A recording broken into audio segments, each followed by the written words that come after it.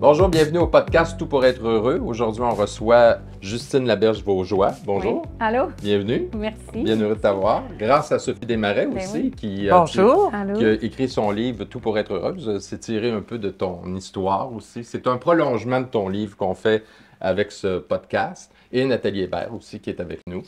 Merci d'être là. Merci. Alors, on va parler un peu d'anxiété chez les enfants aujourd'hui parce qu'on sait maintenant qu'il y a 6% des jeunes qui ne vont pas à l'école à chaque jour à cause des problèmes anxieux. Puis toi, ta fille est anxieuse. Elle est anxieuse encore aujourd'hui? Oui. Bien, c'est moins pire aujourd'hui, OK. là, je dirais, mais il y a eu une période où on a vraiment découvert qu'elle faisait beaucoup d'anxiété. Puis c'est suite à une série d'événements qui sont arrivés où ça a commencé avec un mal de tête à la maison. Un gros mal de tête qui a duré longtemps. On a dû aller consulter à l'hôpital. Elle a fait un scan du cerveau pour éliminer une éventuelle tumeur ou quelque chose de plus grave. Finalement, ils n'ont pas trouvé de tumeur, heureusement, mais ils ont vu autre chose qui voulait suivre. Donc, aux 3 mois, elle devait faire des scans du cerveau à l'hôpital. 3 ou 4 mois plus tard, elle avait mal au ventre. Elle a eu une appendicite. Donc, elle s'est fait opérer d'urgence à Sainte-Justine. 2 jours après, ça n'allait pas mieux. On retourne à l'hôpital. Abcès abdominal, hospitalisation de 10 jours de temps.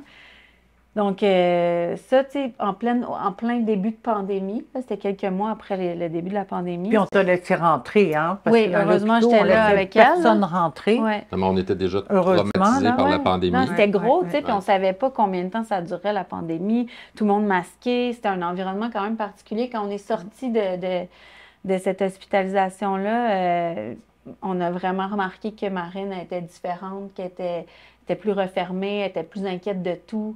N'importe quoi, là, tu sais, un petit bobo de rien, là, c'est comme dans sa tête, à elle, c'était susceptible de la ramener à l'hôpital.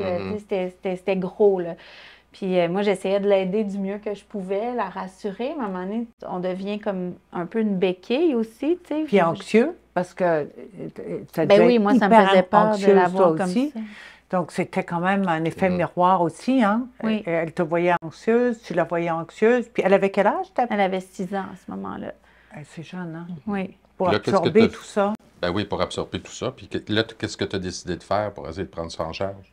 Bien, je dessinais beaucoup parce que la pandémie est arrivée. On avait moins On de n'avait rien à temps. faire. On avait rien On à avait faire. tout fait notre En fait, ménage. on n'avait rien à Ouais. faire. J'avais quand même une fille de 6 ans et une fille de 2 ans à la maison dans son Terrible 2 dans le pic. Là. Fait que, tu sais, je n'avais pas rien à faire, mais je cherchais quelque chose pour m'apaiser aussi, moi, dans tout ça, dans ce tourbillon-là. Puis on ne savait pas, à ce moment-là, qu'est-ce qui allait arriver pour les spectacles, pour la musique.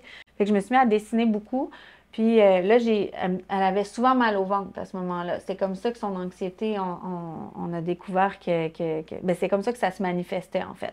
Donc, à chaque fois qu'il y avait quelque chose qui l'inquiétait, « Maman, j'ai mal au ventre, j'ai mal au ventre. » Puis là, un jour, je ne sais pas d'où c'est venu, là, c'est vraiment comme le canal était ouvert, là, puis là, je me suis dit, hey, je vais lui parler d'un hérisson dans son ventre. Fait que j'ai dit, mais Marine, t'as mal au ventre, mais c'est peut-être ton petit hérisson dans ton ventre qui sort ses épines puis qui te dérange. Puis là, j'ai vu ses yeux s'illuminer, puis elle a vraiment fait comme, ben oui, c'est sûr que c'est ça, maman. Puis là, j'ai fait comme, wow, OK, j'ai quelque chose. Puis là, je me suis mis à avoir plein d'images, vu que je dessinais beaucoup. Là, j'avais des images de elle, je la voyais, je voyais le petit hérisson, je voyais toute une histoire qui a commencé à se construire dans ma tête. Puis je me suis dit, je vais lui faire un cadeau, je vais lui préparer un livre, ça va être son livre de chevet, je vais l'illustrer au complet. Puis là, moi, dans ma tête, je me disais, ben, je vais prendre avec Apple, tu peux faire un album photo, je vais prendre mes dessins en photo, je vais écrire mon texte à gauche, je vais mettre les dessins là, je vais envoyer ça, tu sais, je vais commander ça, il va arriver par la poste, puis je vais mettre ça sur sa table de chevet. Faisais-tu ça en cachet? Oui, un peu, tu sais, c'était comme, j'ai pas trop parlé de ça. Est-ce que ça te permettait, toi, de gérer ton anxiété, Ben par oui, exemple? Ben vraiment, oui. parce que, tu sais, j'avais la tête occupée avec ce projet-là. Je dessinais beaucoup. Tu sais, quand on dessine, quand on chante, quand on fait plein de choses, quand on fait des casse-têtes, apparemment, il y a des psychologues qui disent que ça nous amène dans un état qui appelle le flow. Je sais pas si... Qui est un état similaire à la méditation, Oui, pleine c'est ça, conscience. exactement. Puis ça, c'est comme rechercher pour se sentir bien, tu sais, quand on veut justement, tu sais, ne pas se mettre à spinner dans nos têtes, bien, ça apporte beaucoup d'apaisement puis de quiétude sans qu'on le veuille parce qu'on est vraiment occupé, on est passionné par ça. Tu sais. On Fait que là- réfléchit à autre chose. Ouais. On pense à autre chose Ouais. et en plus, on choisit ce dont on veut faire. Donc, éventuellement, je veux dire, ça permet d'enlever nos propres bobos. Hein? Mais ton mari, lui, pendant ce temps-là, qu'est-ce qu'il faisait? Tu ménages. Il faisait le ménage. C'est ça. Comme tous les maris, d'ailleurs. Non, mais mon chum, il est très, très impliqué. Je dis qu'il fait de la politique, là, mais c'est qu'il est impliqué dans l'Union des artistes, dans le CA de l'UDA, de Artisti, de la SOCA. Il essaye vraiment de faire bouger des choses en musique pour C'était les auteurs difficile compositeurs. aussi, Ouais. hein? Fait qu'il y avait sa propre anxiété Lui, il avait aussi. ses combats. Moi, j'essayais d'aider ma fille. Puis... Bref, mon projet, c'était ça. C'était de faire venir le livre terminé puis lui offrir ça. Mais finalement, c'est pas tout à fait ça qui est arrivé. Ben oui, c'est Et tu as finalement, fait une tu as chanson. hésité Ben, à en venir fait, Et ça tu dans as le fait une bedon. chanson En fait, avec. Ouais. C'est Ouais, fantastique. j'ai montré à une de mes tantes que j'aime beaucoup. J'ai dit, regarde ce que je suis en train de faire pour Marine. Puis ma tante est très amie avec Christine Michaud. Puis là, elle me dit, est-ce que tu me permets de montrer ça à mon amie Christine? Moi, je connaissais Christine parce que je connais son travail, mais tu sais, je la connais pas personnellement. Puis là, je me dis, ben oui, pourquoi pas, mais qu'est-ce qui peut arriver avec ça? Tu sais, aucune idée. Finalement, 2 jours après, je reçois un appel de la compagnie d'édition de Christine qui sont comme, on est très intéressés à voir ton Wow. projet. Ah, c'est génial, hein? Fait que finalement, ce livre-là, Marine, elle l'a pas eu comme je pensais, mais elle l'a eu en même temps que tout le monde quand il a été fini. Puis, tu sais, je trouve ça encore plus extraordinaire. Ben oui, parce que Ben là, tu oui. partages à une panoplie de parents qui vivent peut-être des situations comme Ben toi. oui, puis quand ça nous arrive des affaires comme ça, on a l'impression qu'on est tout seul à vivre ça, puis que notre enfant est comme plus intense qu'un autre enfant ou est plus anxieux. Puis Tu as là, dû recevoir des témoignages? ben oui, là, j'en Ok. reçois plein, puis là, je me dis, OK, là, je constate l'ampleur de l'affaire aussi, puis je me dis, il y a un problème parce qu'il y a vraiment beaucoup d'enfants anxieux, puis il y a beaucoup de parents anxieux d'avoir des enfants anxieux aussi, puis qui cherchent des solutions, tu sais.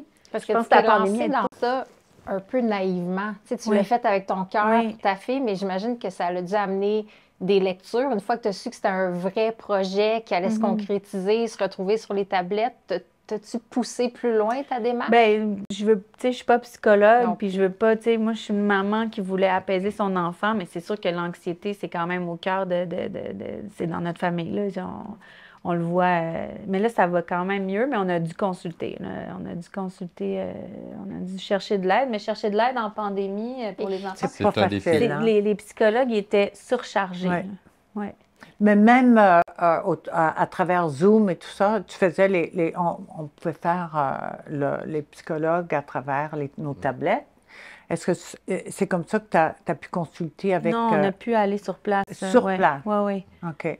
Et aujourd'hui, est-ce que tu as d'autres idées? Je pense que tu as commencé à écrire un livre pour ton autre petite Oui, ben, je l'ai fille terminé, qui je est viens de le angoissée, qui est angoissée de ne pas avoir son livre, Ouais, qui est anxieuse elle aussi. Oui, elle était triste.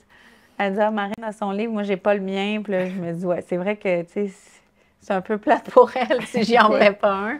Ouais. Puis, donc, je viens Mais d'en si tu terminer. avais un conseil, tu sais, moi, je pense aux mères qui vont écouter le podcast. Si tu avais un conseil à donner à des mères présentement, là, qu'est-ce que tu as appris de cette expérience-là que tu pourrais juste, comme mère, de façon vraiment simple, tu sais, tu n'es pas une psychologue, quel genre de conseil que tu pourrais transmettre maintenant?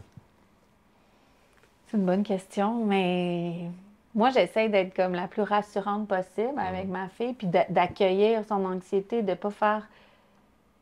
J'ai l'impression que quand on était jeune, là, si on avait de l'anxiété, il fallait comme pas trop en parler, ou tu sais, c'était pas que c'était mal vu, mais c'est comme, bah, tu sais, ça va Ça passer. n'existait pas. Ben, tu sais, on se faisait beaucoup dire, ça va passer, ça va être correct, Ouais. tu sais. Mais moi, j'essaie d'accueillir peut-être de valider le fait que, tu sais, OK, tu fais de l'anxiété. Ça te fait peur, je comprends. Et ça la rassure, ça? Bien, de dire, je comprends, Marine, ce que tu vis, tu sais, Ok. je comprends que ça te fasse peur, mais, tu sais, ça n'arrivera pas, ça. Parce que souvent, ce qu'on a compris, c'est que, tu sais, la probabilité versus, tu sais, mettons la probabilité versus pertinence. Est-ce que ce qui te fait peur, tu penses vraiment que ça peut arriver pour vrai là? Tu sais, parce que souvent, quand on est anxieux, on s'en va loin dans nos têtes, là. C'est pas nécessairement... sais, on n'est plus dans la raison, là. On est comme... Dans l'imagination. Oui. Fait que, tu sais, est-ce qu'il y a vraiment des chances que ce qui te fait peur arrive selon toi? Tu sais, puis souvent, la réponse, c'est non, là. Puis juste de poser cette question-là, ça l'aide à revenir dans... C'est vrai que... Tu sais, nous, mettons, on pourrait se dire, ben, tu sais, est-ce que tu mettrais ta main au feu? Tu sais, les adultes, on peut se dire ça, là, tu sais, mais moi, je dirais pas ça à ma fille. Mais, tu sais, à un moment donné, j'ai dit, non, mais Marine, est-ce que tu serais prête à, tu sais, parce qu'il y avait des peurs, là, qui étaient comme vraiment irrationnelles, là. Là, c'est comme, Marine, est-ce que tu serais prête à gager tous tes toutous, là, mettons, à les donner à quelqu'un d'autre, là, en te disant, si ça arrive pour vrai, là, OK, je vais te donner tous mes toutous, mais est-ce que tu penses que ça peut vraiment arriver? Puis là, elle était là, ben non, ça n'arrivera pas. Mais juste ça, là, ça la ramenait, puis elle était comme, t'as raison, maman, ça n'arrivera pas. Comme ça, la ground. Oui, là, j'étais comme, donc, tu sais, les probabilités sont pas là. Donc, est-ce que tu penses que c'est pertinent d'abord de t'inquiéter de ça, tu sais? C'est des gros mots, là, pertinent, là, mais tu sais, mettons, est-ce que tu penses que ça vaut la peine qu'on s'inquiète avec ça aujourd'hui? Non. Bon, à partir de là, ça, déjà, on peut tasser ça, mais après ça, moi, j'essaie de changer de sujet, de la mettre dans l'action, puis de faire quelque chose tout de suite. Tu sais, les respirations, ça aide, mais il faut que j'ai passé l'étape avant, tu sais, de valider puis de dire c'est quoi les chances, tu sais, parce que si je vais tout de suite dans on va se calmer, on va faire ça, on dirait qu'elle est trop dans sa tête encore, tu sais, il faut juste que je la ramène, puis... Okay. Mais c'est ça, c'est quand même... aujourd'hui, puis je trouve que tu as l'air d'une mère extraordinaire, Ouais, tout en contrôle. Non, parce que moi, j'ai vu épanouie que tu as accordé à Ève-Marie Lortie. Puis quand tu racontes ton histoire, à un moment donné, ta voix se brise, puis tu dis, mon Dieu, ça me rend émotive de parler de ça. Qu'est-ce que tu as trouvé le plus difficile dans tout cet épisode-là? Bien, je pourrais dire, bien, c'est parce que c'est plate. Moi, j'en fais de l'anxiété sur certaines choses précises. Puis sur d'autres choses, c'est comme, je me considère quand même relax, tu sais, puis assez confiante. Tu sais, que j'ai assez confiance en la vie, disons. Mais sur certaines affaires, je deviens hyper insécure, tu sais, puis moi, c'est beaucoup au niveau de l'hypocondrie aussi, tu sais. Puis là, ma fille, c'est ça qu'elle a, là. Mais c'est sûr que je ressens une culpabilité. Elle a quand même eu aussi des problèmes de santé. Donc, ça a été cherché dans tes insécurités. Oui, ça, c'est sûr. Puis des mamans, j'ai travaillé fort. On ressent, je veux dire, des bonnes mamans, là, ils ressentent vraiment son enfant. Je veux dire, on l'a porté, tu sais. Je veux dire, je pense que chaque maman peut dire, écoute, à quelque part, on ressent le mal de comme un enfant se sent. Fait que, déjà, si toi, tu as déjà de l'anxiété, moi aussi, j'en ai beaucoup d'anxiété, puis j'en ai encore. Puis j'en ai encore pour mes enfants qui sont maintenant âgés, et ben, pas âgés, là, mais adultes. Les parents, on va en avoir longtemps, je pense. J'ai 80 ans, ça ne paraît pas. Mais, mais tu sais, à quelque part, moi, je vis encore beaucoup cette anxiété que je ressens quand tu en parles. Et je ne sais pas si vous ressentez un peu, un peu cette anxiété-là, mais quand tu parles de comment tu as vécu ça avec ta fille, est-ce que toi, tu ne ressens pas un peu ce que toi, tu ressens, tu sais, ce malaise, et je pense que c'est un malaise qui est, à la limite, tellement universel et tellement difficile à le rendre... Je peux pas... Mais tu as raison dans ce que tu dis, Sophie, parce que souvent, tu sais, moi, j'ai pas d'enfant, fait que c'est difficile pour moi de me mettre à votre place. Je comprends. Mais tu sais, on a souvent reproché aux femmes de trop s'en faire pour leurs enfants. Ouais. C'est ce que c'est que toi, Nathalie, tu as quand même des enfants aussi. Comment tu gères l'état émotionnel de tes enfants? Bien, je trouve que ce que Justine disait, tu sais, de le faire prendre le pas de recul pour voir le big picture de ce qui se passe.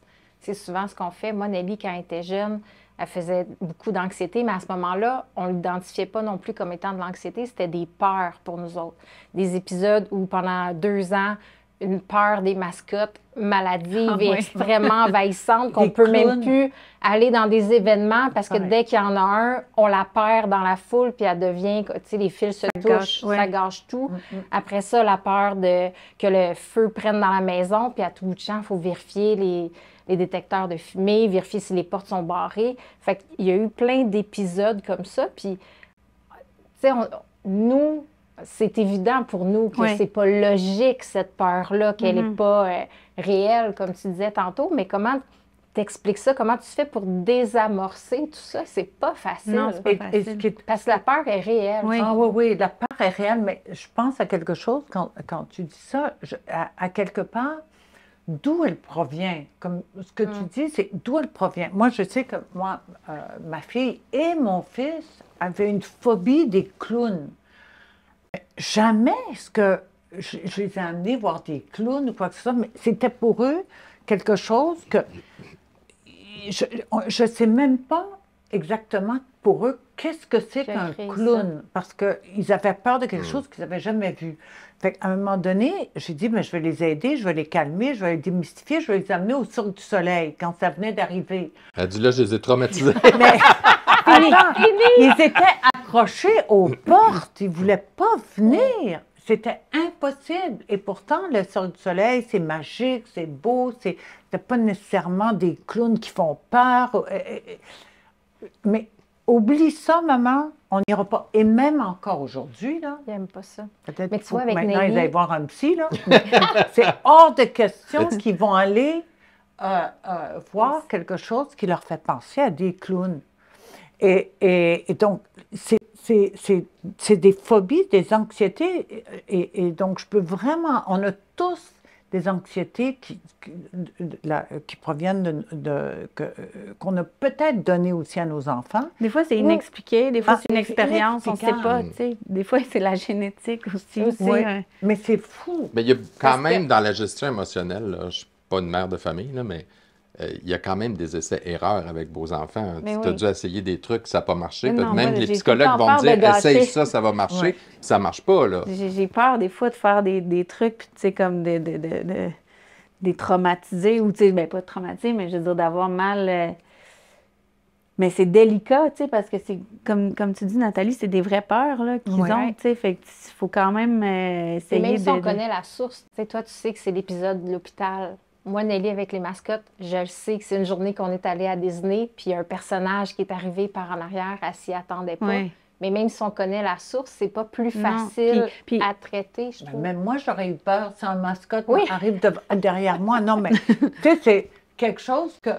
Oui, mais avoir peur sur le coup, mais après ça, que la peur continue, Ouais. Ah, mais là, c'est autre chose. Oui, mais je pense que c'est, malheureusement, chez les enfants, on voit ça vraiment, on voit beaucoup ça. Mais Jasmin, toi, tu étais un enfant anxieux. Oui. Sais-tu d'où ça venait? Sais-tu quand ou comment c'est apparu? Ben moi, c'est à cause de toute l'intimidation que je vivais à l'école. Je suis devenu anxieux.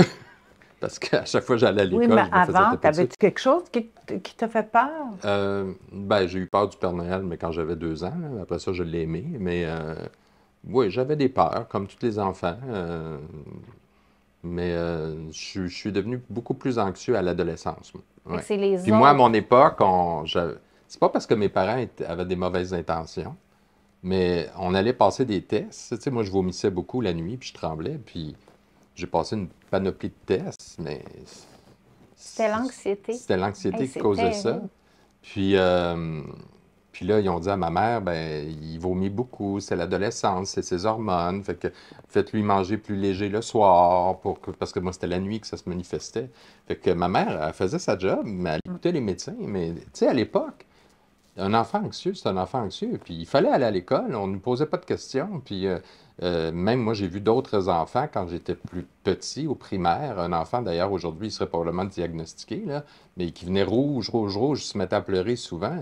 Mais tout le monde lui disait, fais pas ton bébé lala. Aujourd'hui, on ne fait plus ça. Tu sais, on ne fait plus ça. Il y a peut-être encore des gens qui le font, mais il faut Parce plus qu'on a faire ça. peur de ne plus le faire. Mais tu as du monde qui le font encore.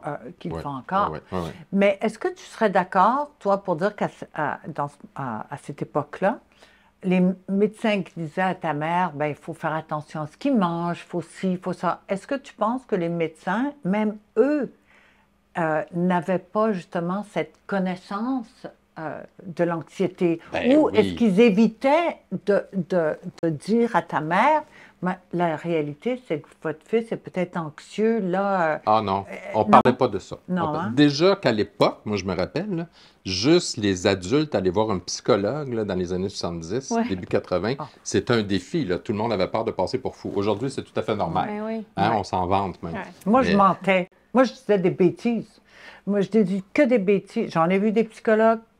On m'a envoyé voir des psychologues puis des chefs de psychiatrie, Oral Vic et tout ça. Je mentais.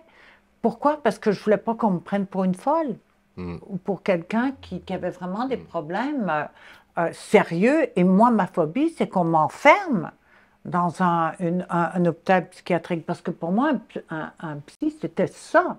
On prenait la personne, elle est folle, ben il faut la mettre dans un milieu où on va la Heureusement, ça a traiter. changé. hein. Ouais. Heureusement, Ben, ça a changé. évidemment. Heureusement. Alors moi, je ne disais jamais la vérité. Je racontais des histoires ridicules Et pour me Justine, faire toi, aimer. Excuse-moi. Non, excuse, vas-y. Est-ce que ta fille, elle collabore bien quand elle voit un psychologue ou les intervenants? Oui, bon, puis j'ai trouvé aussi une art thérapeute, ça a été super pour Ah, elle, wow. parce Ok. qu'elle adore les arts, puis ça passait bien, tu sais, elle créait des choses, puis ça lui permettait En fait, la psychologue lui a refait vivre le passage à l'hôpital, parce qu'elle me disait, tu sais, dans le fond, elle a des petites bribes de souvenirs, elle sait pas, tu sais, elle n'a pas reconstruit ça, c'est tout mélangé dans sa tête, fait qu'elle a comme elle a refait vivre ça pour comme passer à autre chose éventuellement. En tout cas, ça a super bien été. Elle a vraiment aimé son expérience. Puis Il y a des thérapeutes avec des chiens aussi. Ouais. Le chien peut monter sur le lit à côté de l'enfant ou l'enfant, une fois qu'il a raconté son épisode, il peut donner des croquettes. Puis ça. Mais tu sais, ce qui marche avec un enfant ne marche pas Voilà. nécessairement Avec avec l'autre. Ça, l'autre. j'aime Ouais. ça entendre C'est ça. ça. Qu'est-ce que tu as dit? Ce qui marche avec un enfant ne marche pas nécessairement avec l'autre. Moi, mes deux filles oui. sont complètement Et différentes. même avec les adultes, je te dirais. Ben oui. Pareil. C'est sûr. Hein? Ouais. Tu sais, moi, c'est pour ça que c'est des essais-erreurs, comme tu dis. Tu sais, est-ce que tu as un mode d'emploi? Pas vraiment. Puis j'essaye des choses, puis je me rends compte qu'avec une, ça marche, mais avec l'autre, si je fais la même chose, j'applique la même chose à l'autre, ça marche pas. Il faut vraiment que j'y aille avec comment, c'est quoi leur personnalité, comment ils réagissent avec telle intervention. Puis je fais de mon mieux, mais tu sais, c'est difficile. Il n'y a pas de mode d'emploi pour. Quand j'étais petite, ma mère, elle se disait, je suis une bonne mère parce que j'étais un enfant facile. Quand ma sœur est arrivée, elle a réalisé qu'elle n'était pas une bonne mère. Elle avait une fille facile, puis là, elle a eu un enfant plus difficile. Et c'est ça, on est tous différents. Puis ce qui marche avec un Mais marche pas du tout. qu'est-ce que tu appelles ça, toi, un enfant difficile? Non, mais Anxieux ou quelqu'un qui fait, Elle ou était un enfant qui colérique. fait des bêtises? elle était colérique, c'est pour ça. Ah. Fait que c'est plus difficile à contrôler, tu sais, quand... Oui. Au lieu de valider peut-être sa colère aussi. Wow. Peut-être qu'à Ouais, l'époque, on ne peut-être. validait pas la colère aussi, parce qu'il faut la C'est pas valider. facile, hein? En fait, là, une des conclusions, c'est que c'est vraiment pas facile d'être une mère. Non. C'est vraiment pas facile. D'être mère, puis d'être vraiment à l'écoute de son enfant et de prendre le temps pour comprendre son enfant et d'essayer de trouver les outils pour l'aider. Mais C'est pas évident. quand tes enfants sont bien, sont épanouis, tu sais, c'est vraiment merveilleux. Mais quand il y a des petits problèmes, puis qu'il y a ça qui arrive, l'anxiété qui arrive, puis que là, c'est plus compliqué, tu sais, parce que là, ton rôle de maman, il y a de l'accompagnement, il y a du soutien, il y a des choses que tu comprends moins. Tu sais, moi, je suis pas dans sa tête non plus. Fait que j'ai trouvé ce passage-là, j'ai trouvé ça quand même assez rock'n'roll. Puis là, je suis contente que ça aille mieux, puis mais tu sais, je me trouve mieux équipée aussi. Tu sais, j'ai passé à travers, mais je trouve que ce qui est le plus important, puis ce qui a été difficile aussi en pandémie, c'est d'avoir tout. On dit que ça prend un village pour élever un enfant. Mais tout ce village-là, il était moins présent, tu sais, puis c'était plus difficile de trouver de l'aide. Les psychologues étaient surchargés. Mais tu sais, plus on en parle, plus j'en parlais autour de moi, plus je me rendais compte qu'il y avait plein d'autres amis qui vivivaient des scénarios similaires. Ouais, même si leur enfant n'avait pas vécu d'hospitalisation. L'anxiété est là pour différentes raisons. Tu sais. Ouais. Puis nous autres, on fait un peu ce podcast-là justement pour inciter les gens à la maison à s'asseoir et à jaser de santé mentale, d'anxiété, puis de s'amuser avec ça un peu, puis de partager aussi nos trucs. Parce que là, tu nous as partagé des trucs, je trouve ça important. Est-ce que tu avais une communauté autour de toi avec qui tu pouvais partager tes angoisses au-delà de ton conjoint? Est-ce que tu as des amis avec qui tu disais, écoute, là, c'est difficile pour moi aussi, puis je veux pas trop contaminer ma fille avec mes propres angoisses, parce que c'est souvent ça, la peur là, chez les parents, de dire, ben là, si elle voit que je suis angoissée, elle va être encore plus angoissée. Ah ouais. Mais j'ai des bonnes amies, mamans, puis on se rend compte, quand on a des enfants, on devient comme on arrive dans un club select de mamans qui s'entraident, là. Moi, j'avais des amies avant féminines, mais tu sais, les amis mamans qui t'aident avec, tu sais, qui te racontent leur expérience, à qui tu peux décharger ce que tu as vécu chez vous aussi. Je trouve que c'est tellement puissant, là, c'est fort. Puis j'ai un groupe aussi sur Facebook, un groupe privé de mamans dans le milieu artistique aussi. On s'écrit, je pense qu'il est peut-être aux 2-3 jours, il y a quelqu'un qui écrit quelque chose. Je vis ça avec mon enfant. Est-ce que ça vous est déjà arrivé? Avez-vous des trucs? Avez-vous des trucs? c'est Puis là, on cool, n'arrête pas de se donner des Fantastique. trucs. Puis c'est un groupe de soutien, puis c'est merveilleux. Puis je suis tellement contente d'avoir ça, puis de faire partie de ce groupe-là. Fait que, tu sais, moi, je dirais, plus on en parle, plus on cherche à qui en parler, plus on se fait un petit réseau, mieux ça va, puis moins on se sent seul dans notre... dans nos Et histoires. coupable aussi, Oui. parce que, tu sais, la culpabilité chez les femmes, ça a toujours été un peu un défi, là. Puis quand vous avez des enfants, souvent, vous avez cette culpabilité de dire, est-ce que tu as vécu ça? Peut-être pas, là, mais c'est de ma faute. Qu'est-ce que j'ai fait? Est-ce que tu as pensé à ça? Bien, c'est sûr, moi, je me suis dit, c'est parce que mon chum, il est bien relax, il est bien zen, il n'y a pas cette anxiété-là dans la vie, tu sais. Fait que c'est certain que Faudrait quand qu'on j'ai vu... l'invite Quand j'ai vu... pour qu'il Il nous nous en donne ses donne. trucs. Ben lui, il est dans le flow. C'est ça, son truc.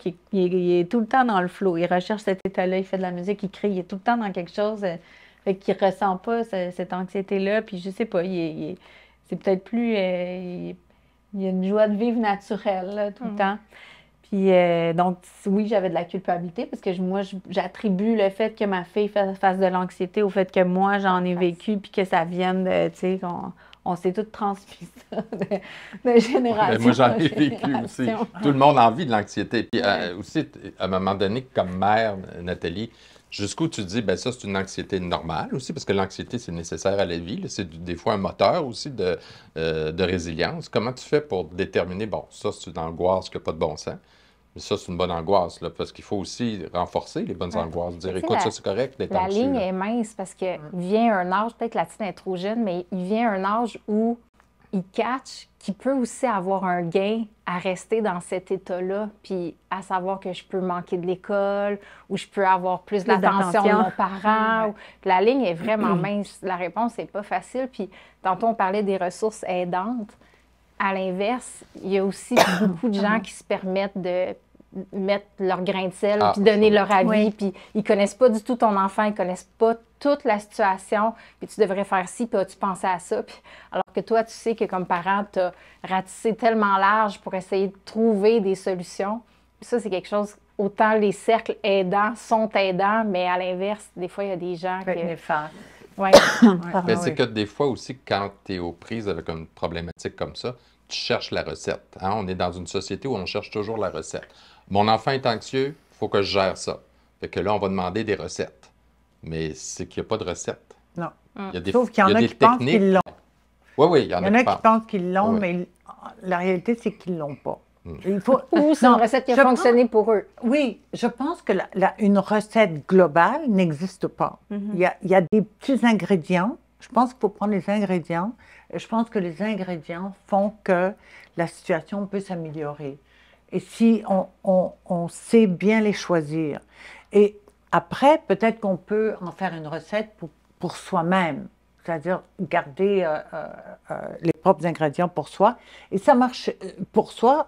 À ce moment-là, tu pourrais peut-être le partager avec quelqu'un d'autre en te disant, parce que c'est vraiment important Moi, dans de choisir mon les cas, ça fonctionne. Exactement. Veux-tu l'essayer? Peut-être ça va Voilà. fonctionner. Pas Si dire ça ne ça- fonctionne pas, il y a autre chose Exact. qu'on peut essayer. Exact. C'est Ouais. vraiment important, ça. Le sujet de pouvoir vraiment accepter le fait que ça marche, les choses ne fonctionnent pas nécessairement pour son enfant, mais ça pourrait fonctionner pour un enfant de quelqu'un d'autre. Mais il faut avoir l'esprit ouvert pour pouvoir comprendre ça. Et l'esprit ouvert pour pouvoir dire aux parents qui est certain de sa recette, hein, merci, mais bonjour. Tu sais, moi, personnellement, dans mon cas, là, je suis devenue mon anxiété et même l'anxiété que j'avais, c'était que je recevais par moments des bombardements de gens qui étaient tellement certains qu'ils vivaient la même chose. Ah ben moi, de toute façon, c'est la même chose avec mon enfant. Moi, mon enfant a vécu ça. Même chose que toi, Sophie. Je comprends exactement ce que tu parles. Finalement, là, je sortais de la conversation avec la personne là, tellement angoissée. Déjà, j'avais déjà tout oublié ce qu'elle m'a raconté parce qu'il y en avait tellement.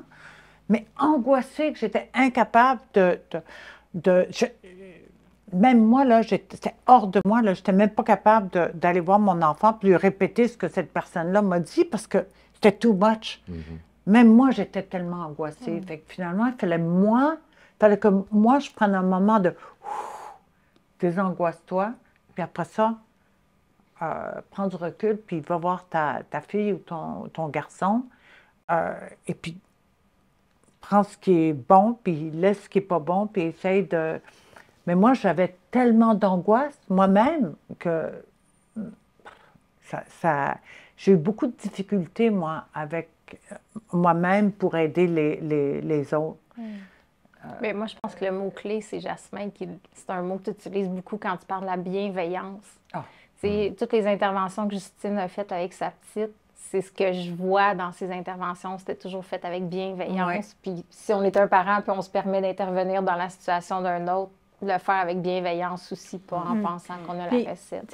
On peut donner des conseils aux autres, c'est correct, mais des fois, il faut suivre aussi son instinct. Pour nos enfants, on est bien placé pour savoir des fois qu'est-ce qu'il faudrait faire. Il faut vraiment s'écouter.